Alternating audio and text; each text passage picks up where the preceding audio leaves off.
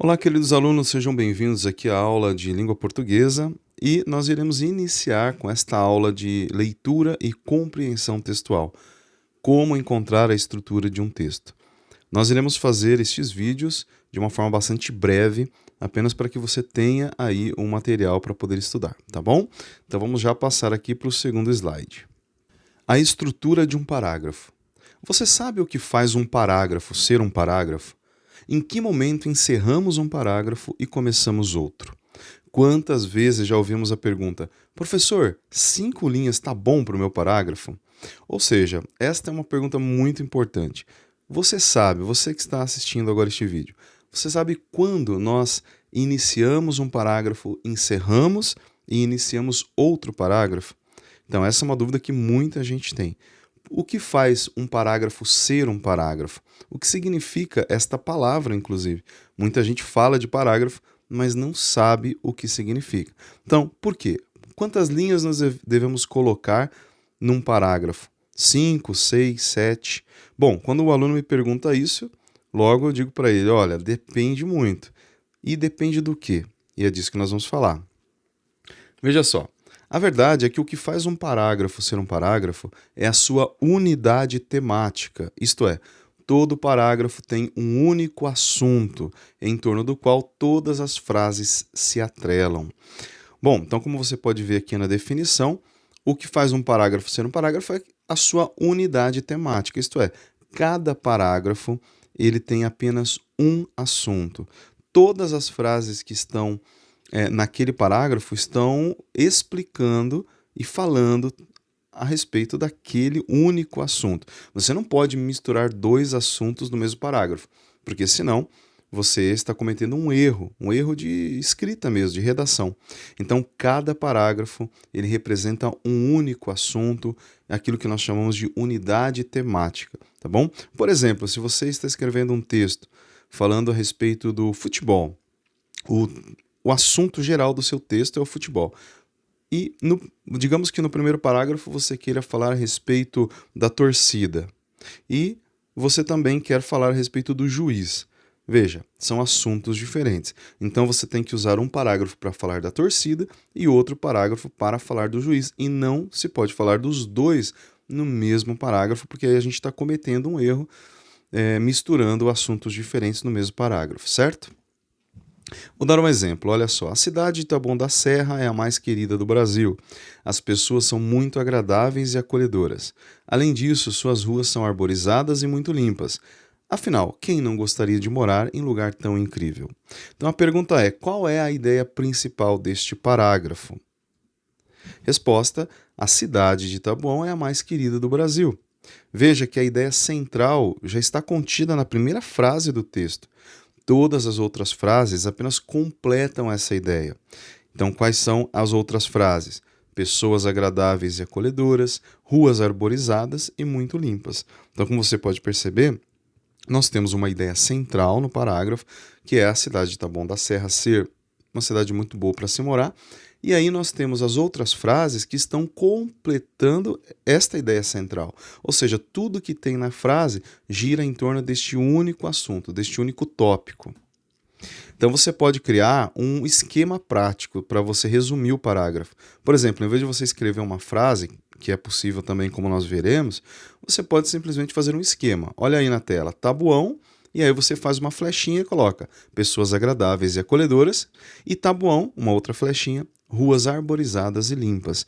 Então, desse modo, você faz um resumo que fica bastante prático, principalmente na hora que você tem que estudar para uma prova e não precisa ficar lendo todo o texto novamente. Ou você pode escrever uma frase síntese, isto é, uma frase que vai resumir a ideia principal. Por exemplo, Taboão é querida por ter pessoas agradáveis e acolhedoras e ruas arborizadas e limpas. Ou Taboão é a mais querida por causa das pessoas e do ambiente. Ou seja, você pode resumir cada um dos parágrafos do texto por meio de uma frase ou por meio de um esquema. Então, a proposta aqui é essa, que toda vez que um professor entregar para você um texto para ser lido, seja de qualquer matéria, você não simplesmente leia o texto e está tudo certo. Você deve fazer uma análise minuciosa para ganhar tempo, inclusive. Quando você for estudar para uma prova, você não precisa ir lá, pegar o texto e ler tudo de novo.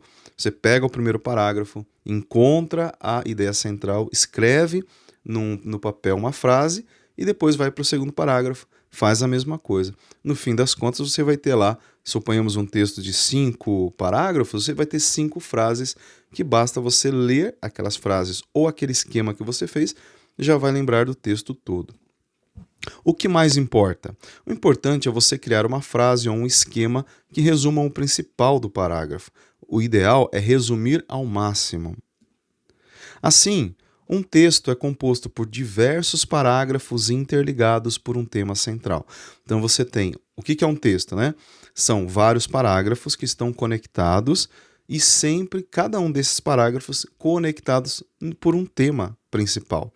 É aquilo que eu falei, o meu texto vai falar sobre futebol, então eu tenho vários pequenos temas ou subtemas que vão, cada um deles, se tornar um parágrafo. Exemplo, se eu estiver falando sobre o futebol, num parágrafo eu falo sobre a torcida, no outro eu falo sobre o juiz, no outro sobre os jogadores e assim por diante. O tema central é o assunto principal do texto todo. Por exemplo, vou escrever uma redação sobre a violência em São Paulo. Este é o tema central ou o assunto principal. Aí, cada parágrafo do texto tem que conter uma ideia central dentro do assunto geral do texto. Então, olha aí, eu vou mostrar para você um esqueminha que eu fiz, só para exemplificar. Temos aí o tema principal, a violência em São Paulo. Esse é o tema central do texto, geral. Aí a gente tem os subtemas, que são pequenos assuntos dentro do tema principal. Assaltos à mão armada, isso é um assunto. Pouco policiamento é outro assunto. Impunidade é outro assunto. Sensação de insegurança, outro assunto. Mas veja que cada um desses subtemas, cada um deles tem ligação com o tema principal, que é a violência em São Paulo. Né? Os assaltos à mão armada têm a ver com a violência em São Paulo. Pouco policiamento tem a ver com a violência. Impunidade também. Sensação de insegurança também tem a ver com a violência em São Paulo. Resumindo, um parágrafo deve ser encerrado quando seu assunto principal interno for finalizado. Então, abrimos um novo parágrafo para desenvolvermos outro subtópico.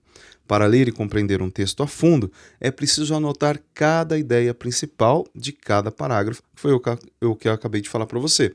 Então, olha só que interessante, né? Um parágrafo, ele vai terminar quando você encerrar aquilo que tinha para dizer sobre aquele assunto. Por exemplo, da torcida. Então, tudo que eu tinha para falar da torcida eu falei naquele parágrafo? Falei. Beleza, então agora eu vou falar sobre o juiz, passo para um novo parágrafo. Vou para a linha de baixo, dou aquele espaço do parágrafo e começo a escrever outro parágrafo sobre o juiz, por exemplo. Depois faço a mesma coisa e começo a falar sobre os jogadores. Ok? E aí vem uma outra pergunta. Compreender ou interpretar? Você sabe qual a diferença entre os dois? Vamos lá. Compreender um texto é entender o que está no texto objetivamente, sem tirar nem pôr. É saber exatamente e apenas o que foi dito pelo escritor-autor. Então, compreender é simplesmente entender o texto. A gente não pode colocar nada na nossa cabeça na hora de ler o texto. A gente tem que simplesmente ler e entender exatamente aquilo que o autor está dizendo. E interpretar? Bom, interpretar já é um pouco mais além. Veja bem, é ir além do que o autor está dizendo. Eu misturo a minha forma de enxergar com a ideia do autor. Há algo de mim quando eu interpreto. Ou seja, quando eu estou fazendo uma interpretação de texto, eu já não estou falando apenas aquilo que o autor disse. Porque essa é a primeira fase, né? A primeira fase é de compreensão. Compreender um texto é saber o que o autor disse. Interpretar é, a partir daquilo que o autor diz, eu começo a misturar também as minhas ideias e às vezes até acrescentar novos elementos. Isso é fazer uma interpretação. Por exemplo, olha só esse exemplo que interessante. O casal havia programado ir ao cinema à noite. Lá pelas 15 horas, o homem diz: "Nossa, estou com uma dor de cabeça." Bem, vocês já sabem o que pensou a mulher, não é? Olha só, se nós formos fazer um exercício aqui de compreensão, vamos lá, o que o homem disse apenas? Ele disse que está com dor de cabeça. Mas qual é a interpretação que a sua esposa deu? Já está dando uma desculpa para não ir no cinema. Ou seja, a compreensão é entender exatamente o que a pessoa disse. Nesse caso, simplesmente o homem disse que está com dor de cabeça. Não significa que ele não quer ir ao cinema. Às vezes foi apenas um comentário. Mas a interpretação é aquela em que a gente se baseia no que o autor diz e só que a gente já vai além, a gente acrescenta coisas da nossa cabeça. Por exemplo, aqui a mulher já começa a imaginar que o homem está dando uma desculpa para não precisar ir ao cinema à noite. Portanto, toda vez que você for entender um texto, não poderá colocar palavras na boca do autor. Muita coisa que a gente interpreta nunca foi dita pelo autor. E é aí que acontecem tantos erros de leitura e compreensão. Para você resolver esse problema, pergunte-se sempre: isso que eu escrevi está lá no texto?